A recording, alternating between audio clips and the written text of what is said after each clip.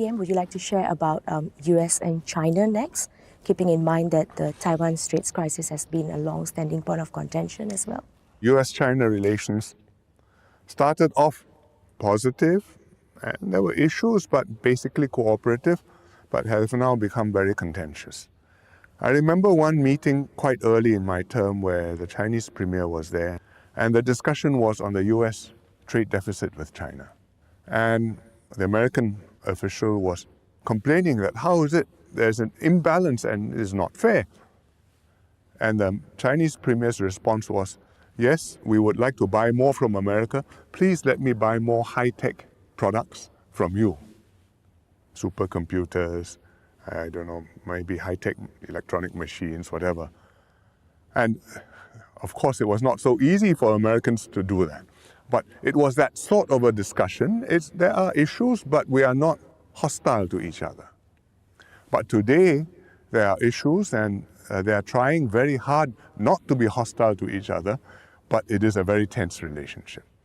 Better now, because after Biden met President Xi Jinping in San Francisco last year, things have stabilized, and both sides are trying not to take provocative moves.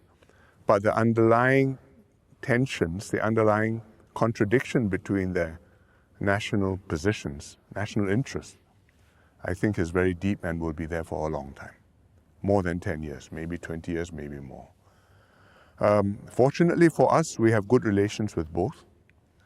We've had good relations with China for quite a long time now, despite periodic kerfuffles. We have the Suzhou project. It's celebrating the 30th anniversary. We have the Tianjin project that celebrated its 10th anniversary.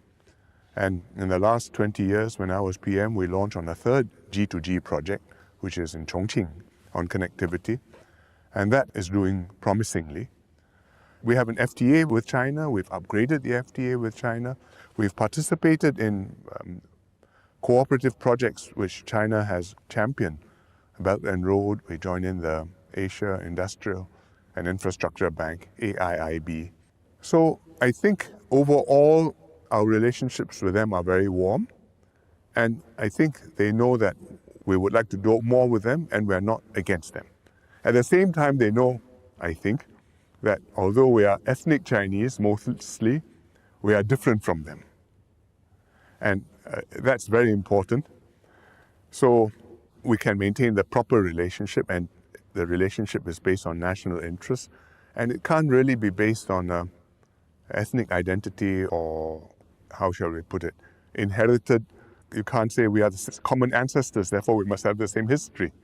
With the US, we also have good relations.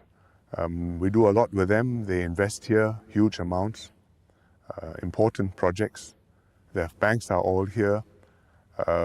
With the government, we do a lot. We cooperate on defense and security. In fact, we have a lot of troops which are training in the US, flying F-15s, flying F-16s, flying Chinook helicopters. We do combined arms exercises in Fort Sill in Oklahoma.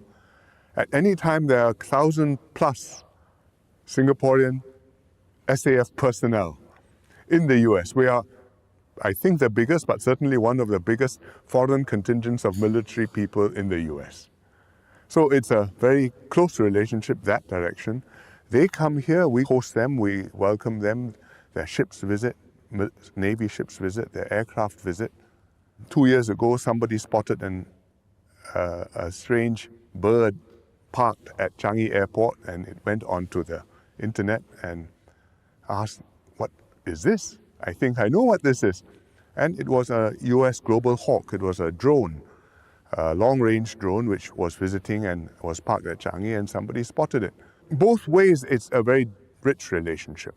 And we would like it so because fundamentally we believe that America has an important constructive role to play in the region, because the region needs to be an open one. We are friends with multiple major powers, and we would like them to be here constructively, helping with the security and the prosperity of the region. And the Americans are doing that.